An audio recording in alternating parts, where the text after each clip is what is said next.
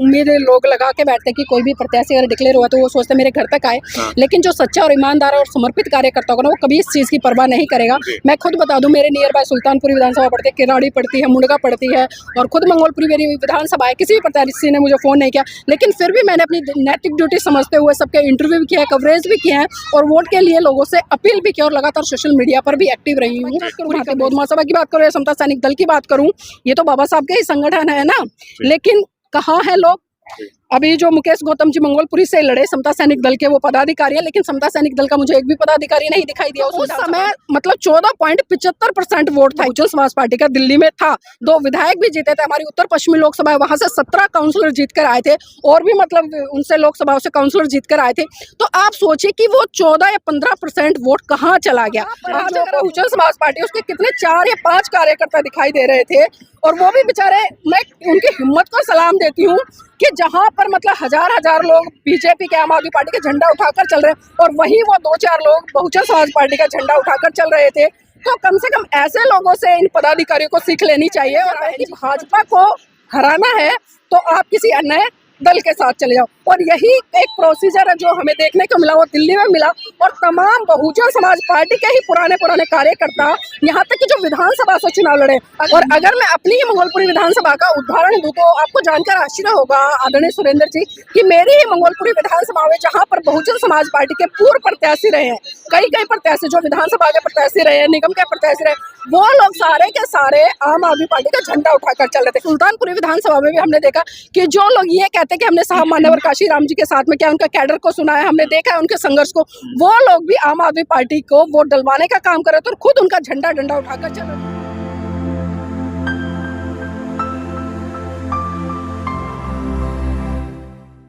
नमस्कार साथियों, मेरा नाम है सुरेंद्र सिंह और आप देख रहे हैं SM न्यूज। हमारे साथ नीलम बहुत है, आप किसी तारीफ की मोहताज नहीं है, लगातार अपनी बात से पूरी दबंगता से रखती हैं, ढेरों सारे मंचों पे जाती हैं, बुद्धिज्म के बहुत सारे सैकड़ों कार्यक्रम आयोजनों में भी जाती हैं, लेकिन बसपा से भी कहीं ना कहीं जुड़ी हुई नजर आती हैं।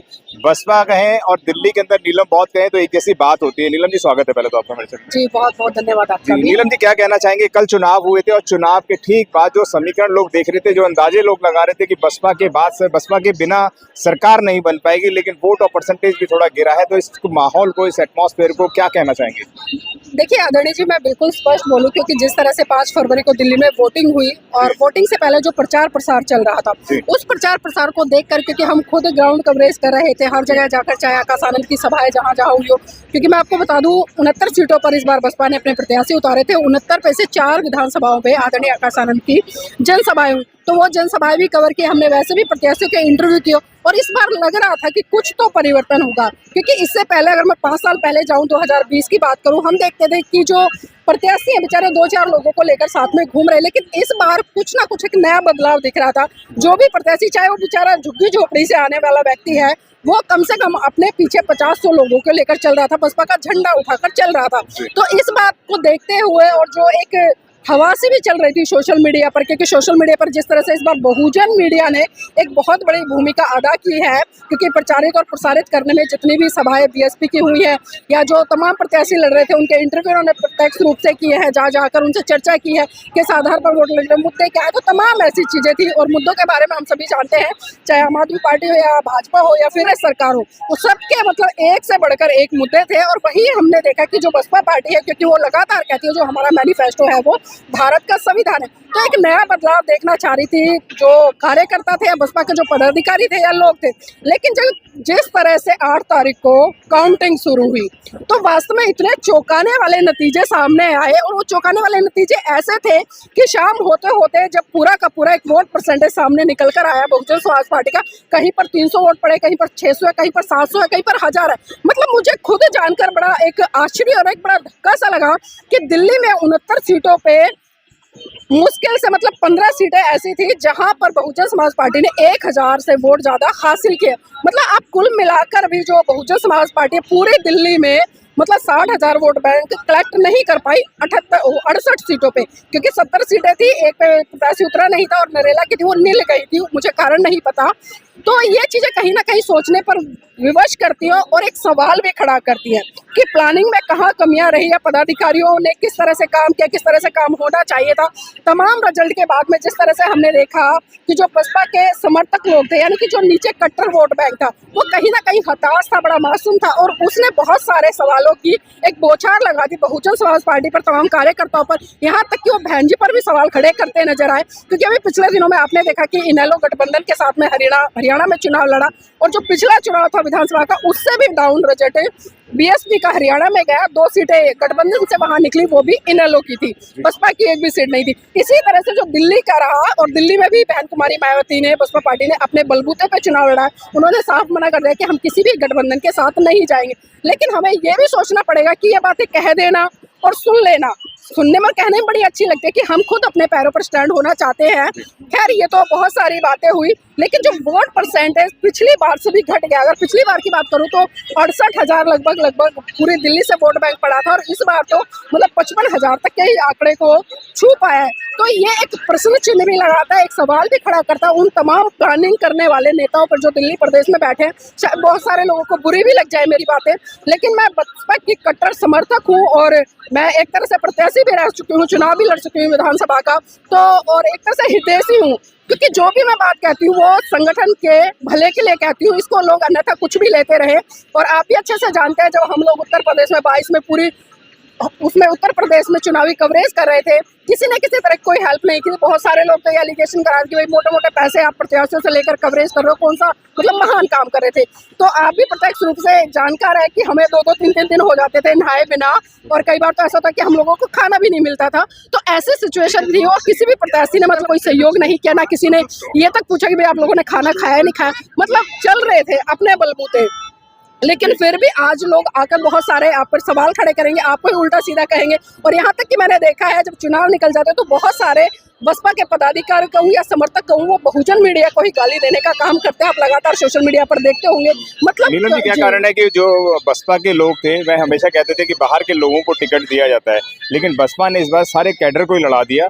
फिर क्या कहेंगे कि फिर ये वोट परसेंटेज कम क्यों हुआ? देखिए, अभी मैं सुबह साजिश है? जी बिल्कुल, मैं बता रही हूँ। अभी सुबह यहाँ पर मुझे मंगोलपुरी विधानसभा के प्रत्याशी मिले, जो कि मंगोलपुरी विधानसभा से लड़े हैं। 750 कुछ वोट उनको पड़ा है। वो खुद मुझे बता रहे थे कि दिल्ली में इस बार क्या हुआ है, क्योंकि चुनाव लड़ने के लिए कोई भी तैयार नहीं था, और जो दिल्ली की टीम है, प्रदेश की टीम है, उन्होंने लास्ट मूवमेंट में, जब मतलब 14-15 दिन बचे हैं, तो उन्होंने जाकर कार्यकर्ताओं को पकड़ा है और कार्यकर्ताओं को बोला कि आप चुनाव लड़िए, आप चुनाव लड़िए, बहन जी का आदेश है। तो उन लोगों ने, कम से कम मैं उनका धन्यवाद जरूर दूंगी, क्योंकि उन्होंने इस समय में जहां कैंडिडेट नहीं मिल रहे थे, उन्होंने कम से कम पार्टी का झंडा उठाया और पार्टी के सिंबल को वहां पर मजबूत करने का काम किया। क्योंकि कोई भी वोटिंग करने गया तो कम से कम हाथी का सिंबल वहां पर दिखाई दे रहा था। भले लोगों में बहुत सारे रूमर फैलाए गए, और एक जो सिनेरियो इस बार दिल्ली में बना, दिल्ली का नहीं बल्कि मैं चाहे उत्तर प्रदेश की बात करूं या किसी भी राज्य की बात करूं, लोग ये कहते नजर आ रहे कि भाजपा को हराना है तो आप किसी अन्य दल के साथ चले जाओ। और यही एक प्रोसीजर है जो हमें देखने को मिला, वो दिल्ली में मिला। और तमाम बहुजन समाज पार्टी के ही पुराने कार्यकर्ता, यहाँ तक कि जो विधानसभा से चुनाव लड़े। और अगर मैं अपनी ही मंगोलपुरी विधानसभा का उदाहरण दूं तो आपको जानकर आश्चर्य होगा आदरणीय सुरेंद्र जी, कि मेरी ही मंगोलपुरी विधानसभा में, जहाँ पर बहुजन समाज पार्टी के पूर्व प्रत्याशी रहे हैं, कई प्रत्याशी जो विधानसभा के प्रत्याशी रहे, निगम के प्रत्याशी रहे, वो लोग सारे के सारे आम आदमी पार्टी का झंडा उठाकर चल रहे थे। इसी तरह से अगर मैं सुल्तानपुरी विधानसभा की बात करूं, सुल्तानपुरी विधानसभा में भी हमने देखा कि जो लोग ये कहते हैं कि हमने साहब मान्यवर काशीराम जी के साथ में क्या उनका कैडर को सुना है, हमने देखा है उनके संघर्ष को, वो लोग भी आम आदमी पार्टी को वोट डलवाने का काम कर रहे थे और खुद उनका झंडा डंडा उठाकर चल रहे थे। तो ऐसे में बताइए कहाँ पदाधिकारी। आप लगातार बसपा की बात कर रहे हैं, लेकिन अगर मैं यहाँ पे बात करता हूँ तो लोग तमाम बहन जी के ऊपर भी आरोप लगाते हैं कि बसपा सुप्रीमो बहन कुमारी मायावती ने इस वक्त भटक गई हैं मिशन मूवमेंट की, वो राजनीतिज्ञ नहीं रहे हैं। और चंद्रशेखर रावण युवा है, वो युवा नेता ये भी कहते हैं कि मान्यवर काशीराम के सपने को मैं पूरा करूंगा, और उन्होंने एक आजाद काशीराम पार्टी का नाम भी रखा है। क्या कहना चाहेंगे दोनों लोगों को, ये जो तमाम देश के लोग आपको देख रहे हैं, सुन रहे हैं, इस प्रतिक्रिया पे? देखिए, मैं दोनों पार्टियों का ही विश्लेषण सुबह भी मैंने लाइव आकर किया था, क्योंकि बहुत सारे लोगों के मेरे पास में फोन आ रहे थे, मैसेज आ रहे थे कि भाई दिल्ली में जो वोट परसेंटेज पड़ा है बहुजन समाज पार्टी और आजाद समाज पार्टी का, बहन जी हमें वो बताए, क्योंकि आपके पास में आंकड़े होंगे, आप दिल्ली में रहते हैं और आपके पास में सारे। तो मैं आपको बता दूं, जो चंद्रशेखर जी की आप बात करें, जो साहब मान्यवर काशीराम जी की बात करें, उन्होंने भी इस विधानसभा में अब से 14-15 कैंडिडेट उतारे थे, और उनकी भी जो स्थिति हुई है, किसी को 150 वोट पड़े, किसी को 300 वोट पड़े, किसी को 600 वोट पड़े। सिर्फ एक प्रत्याशी ऐसा है जिसको 1600-1700 वोट वोट पड़े हैं। मतलब जो स्थिति बहुजन समाज पार्टी की है वही स्थिति आदरणीय चंद्रशेखर की भी इस चुनाव में दिल्ली में हुई है। तो ये कहीं ना कहीं हमारे नेताओं को, जो आज पार्टी बनाकर काम कर रहे हैं, बड़े बड़े संगठन बनाकर काम कर रहे हैं, उनको भी सोचना पड़ेगा कि परिणाम क्यों नहीं आ रहे। और परिणाम नहीं आ रहे तो स्वाभाविक सी बात है, मुखिया पर तो प्रश्न उठते ही हैं। क्योंकि अगर घर में कोई बिगाड़ खाता होता है या बच्चे इधर उधर भटक जाते हैं तो सबसे पहले सवाल मुखिया पर खड़े होते हैं कि मुखिया के संस्कार अच्छे नहीं होंगे, उन्होंने बच्चों को डिसिप्लिन नहीं किया होगा, बच्चों को संस्कार नहीं सिखाए होंगे, अपनी संस्कृति नहीं सिखाई होगी या अपना कैडर नहीं दिया होगा, इसलिए तो बच्चे इधर उधर भटक गए। और वही कारण है कि आज जो धीरे धीरे जो बहुजन समाज पार्टी का कैडर है, और यहाँ तक कि मैंने बसपा और जो वामसेफ के कई पदाधिकारियों से बात की, उन्होंने कहा कि हमें तो किसी ने पूछा नहीं, जबकि साहब मान्यवर काशीराम ने वामसेफ के ही कार्यकर्ताओं के माध्यम से सत्ता में आने का काम किया। जिस तरह से उन्होंने माइंड मनी देकर और समय देकर जिस तरह से कैडर देने का काम किया, लेकिन आज देख रहे हैं कि जो वामसेफ है वो भी धीरे धीरे मतलब लुप्त होती नजर आ रही है, उसकी भी कोई सक्रिय भूमिका नहीं है। और इसी तरह से जो पदाधिकारी हैं, मंगोलपुरी विधानसभा में, आप देखिए विधानसभा में कम से कम 2-2.5 लाख वोट होता है, और वहां पर जो बहुजन समाज पार्टी उसके कितने 4 या 5 कार्यकर्ता दिखाई दे रहे थे। और वो भी बेचारे, मैं उनकी हिम्मत को सलाम देती हूँ कि जहां पर मतलब हजार लोग बीजेपी के, आम आदमी पार्टी का झंडा उठाकर चल रहे हैं और वहीं वो 2-4 लोग बहुजन समाज पार्टी का झंडा उठाकर चल रहे थे। तो कम से कम ऐसे लोगों से इन पदाधिकारियों को सीख लेनी चाहिए। और बहन जी पर जो उंगलियां उठ रही हैं, देखिए उंगलियां उठना स्वाभाविक सी बात है, मैंने पहले भी कहा है, अगर गलती कहीं भी होती है तो शीर्ष नेतृत्व उस पर नजर रखता है, और ऐसा नहीं कि बहन जी नजर नहीं रखती है। तो मैं तो चाहती हूँ अभी जो दिल्ली का रिजल्ट आया इस पर बड़ी गंभीरता के साथ में और बड़ी संजीदगी के साथ में बहन जी को समीक्षा करनी चाहिए कि एक पदाधिकारी को बुलाना चाहिए विधानसभा तक, क्या पदाधिकारी को बुलाना चाहिए और वो पूछना चाहिए कि भाई आपने पिछले 5 साल में क्या काम किया जिसका ये नतीजा रहा। अगर मैं उदाहरण के तौर पर बात करूं, कांग्रेस ने भी चुनाव फाइट किया है, बहुत यहाँ तक कि उनकी भी जमानत जब्त हुई है, लेकिन आप कम से कम उनका वोट परसेंटेज देखिए, 3.5 वोट परसेंटेज उन्होंने बढ़ाया इस चुनाव में, जबकि पिछले चुनाव में उनकी भी जमानत जब्त थी, बीएसपी की जमानत जब्त थी, और इस बार भी बीएसपी की जमानत हुई है, उनकी भी। लेकिन कांग्रेस की बहुत सारी सीटें ऐसी है जहां उन्होंने 23,000, 20,000, 19,000, 18,000 मतलब इस तरह से वोट हासिल किया है। तो ये दिखाता है कि आपका कैडर कितना जिंदा है और कितना नहीं है। तो मैं तो यही कहूंगी बहुजन समाज पार्टी के तमाम पदाधिकारियों से कि आपको अपनी रणनीतियों में सुधार करने की इस समय बहुत ज्यादा जरूरत है, वरना वो दिन दूर आगामी चुनाव बहुत नजदीक हैं। 2027 के लोग लक्ष्य लगा के बैठे हैं, कोई बात नहीं, हम हार जीत लगती रहती है। तो 2027 के चुनावों किस नजर से आप देखते हैं?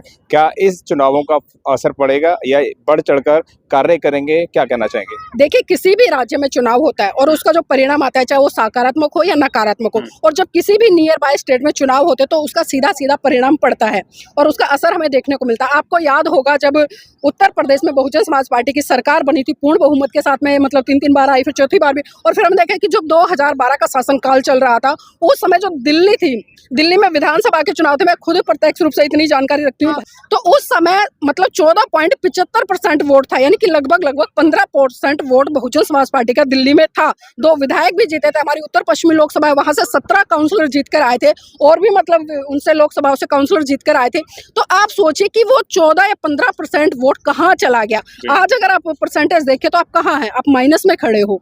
और ये सारा का सारा नतीजा है, जो रणनीतियां नहीं बन रही है, जो काम होना चाहिए था वो नहीं है, जो कैडर होना चाहिए था वो कैडर नहीं है। आप आरएसएस को उठाकर देखिए, सीखना तो हमें उन लोगों से सीखे ना, हम उनकी आलोचना तो करना शुरू कर देते हैं, आम आदमी पार्टी से ही सीख ले या कांग्रेस से सीख ले। वो सत्ता में रहते हुए भी रात दिन जमीन पर रहते हैं, उनके कार्यकर्ता जमीन पर रहते हैं, शाखाएं लगाते हैं, सब कुछ करते हैं। या मैं आरएसएस के तमाम संगठनों की बात करूं, वो करते हैं। लेकिन अगर यहाँ पर बहुजन समाज से आने वाले तमाम संगठन, चाहे मैं भारतीय बौद्ध महासभा की बात करूं या समता सैनिक दल की बात करूं, ये तो बाबा साहब के ही संगठन है ना, लेकिन कहाँ है लोग? अभी जो मुकेश गौतम जी मंगोलपुरी से लड़े समता सैनिक दल के, वो पदाधिकारी है, लेकिन समता सैनिक दल का मुझे एक भी पदाधिकारी नहीं दिखाई दिया उस विधानसभा में। अरे कम से कम इतना तो होता, हमारा कोई मतलब कार्यकर्ता लड़ रहा है, चलो उसके समर्थन में ही हम खड़े हो जाए। पैसे नहीं देने तो कुछ मत करते। और वो खुद बता रहे थे कि भाई उन्होंने आकाश आनंद जी की 2-2 बार जनसभाएं मांगी प्रदेश से, लेकिन उनको वो सभा मतलब वो सभाएं भी नहीं दी गई, और उनका जो भी प्रचार सामग्री थी 2-2.5 लाख की, वो बता रहे थे वो सारी की सारी उनकी खराब होगी। अब मुझे नहीं पता वो कितना सच बोल रहे हैं कितना नहीं बोल रहे हैं, और उन्होंने लाइव अभी मेरे इंटरव्यू में जब लिया तो उन्होंने बात रखी। तो मैं तो बस यही कहूंगी कि रणनीतियां जब तक ऊपर से सही होकर नीचे तक नहीं आएंगी तब तक काम नहीं चलेगा। और एक चीज तो लगातार बोलती रहती है, कैडर लीजिए, घर घर में जाके मिलिए, लेकिन मिलते नहीं है। क्या लगता है आपको? देखिए, बहन जी के दिशा निर्देश में या कार्यशैली में कुछ गड़बड़ नजर आती है या नीचे कार्यकर्ता में नजर आती है? क्योंकि वोटर अपने आप को हमेशा ठगा सा महसूस करता है। मैंने कहा ना कि आज जो वोटर है ना उसका मनोबल टूट गया है, और जिस तरह से जब आपका वजूद ही दिखाई नहीं देगा तो वोट कहाँ डाल के आएगा। यहाँ तक कि मैंने अभी उदाहरण के तौर पे दिया कि जो बहुजन समाज पार्टी से पहले लोग चुनाव लड़े, उनके पुराने कार्यकर्ता वो तक मतलब आम आदमी पार्टी के खेमे में खड़े थे। तो आप इससे सोच सकते हैं कि मिशन मूवमेंट कहाँ है वो कैडर। जो लोग आज बात करते हैं कि हम साहब काशीराम जी के साथ में हमने देखा है कि उन्होंने कैसे खाना खाया, उनके संघर्ष को देखा है, तो क्या उन्होंने उनके संघर्ष से यही सीखा कि अवसरवाद की राजनीति करो? ये राजनीति बहुजन समाज पार्टी की नहीं है, ना ही उनके कार्यकर्ताओं की है। और बहन जी को भी बिल्कुल सटीकता से इसको फॉलो करना पड़ेगा, तभी कहीं ना कहीं हम एक अच्छी दिशा की तरफ बढ़ पाएंगे। और जो 2027 के चुनाव की बात कर रहे हैं वहां पर कुछ परिणाम देखने को मिल सकता है अगर रणनीति हमारी सही रही तो। जी, मैं धन्यवाद करूंगा आपका। लेकिन जितने भी दर्शक देख रहे हैं, मैं उनको ये जाते जाते बता दूं कि बसपा के लोग अभी भी बहुत कैडराइज हैं। घोंडा विधानसभा से एक कैंडिडेट बैठ गया था या उसको किसी ने खरीद लिया था, कोई भी कारण रहे हो, लेकिन वहां पर भी लोगों का मनोबल टूटा नहीं। उन्होंने अपने हाथी निशान चुनाव चिन्ह पर वोट डाली, यानी बहन जी के हाथ मजबूत करे, बसपा को मजबूत करा, मान्यवर काशीराम साहब को याद करा। वहां पर भी 500 वोट आने का कार्य हुआ। आप समझिए अगर ये इसको मल्टीप्लाई करते, एक एक घर से भी हम लोग इंक्रीज करते, तो आप समझिए कि 5000 का कहीं ज़्यादा आंकड़ा मजबूत होता। लेकिन काम करने वालों की वाकई में कमी है, और डेडिकेशन लोगों का जो है वो आज भी अपने आप को देखते हैं कि हमारा कैंडिडेट कौन है, हमारे घर से आ जाए, हमें बुला ले। इस तरह की कमी मुझे लगता है हमेशा खलती रहती है। क्या कहेंगे? बिल्कुल सही बात है। ये उम्मीद लोग लगा के बैठते हैं कि कोई भी प्रत्याशी अगर डिक्लेयर हुआ तो वो सोचते हैं मेरे घर तक आए। लेकिन जो सच्चा और ईमानदार और समर्पित कार्यकर्ता होगा ना, वो कभी इस चीज़ की परवाह नहीं करेगा। मैं खुद बता दूं, मेरे नियर बाय सुल्तानपुरी विधानसभा पड़ती है, किराड़ी पड़ती है, मुंडगा पड़ती है, और खुद मंगोलपुरी मेरी विधानसभा है। किसी भी प्रत्याशी ने मुझे फ़ोन नहीं किया, लेकिन फिर भी मैंने अपनी नैतिक ड्यूटी समझते हुए सबके इंटरव्यू भी किया है, कवरेज भी किया है, और वोट के लिए लोगों से अपील भी किया, और लगातार सोशल मीडिया पर भी एक्टिव रही हूँ पूरी कवरेज के साथ। धन्यवाद दीनू जी। Thank you.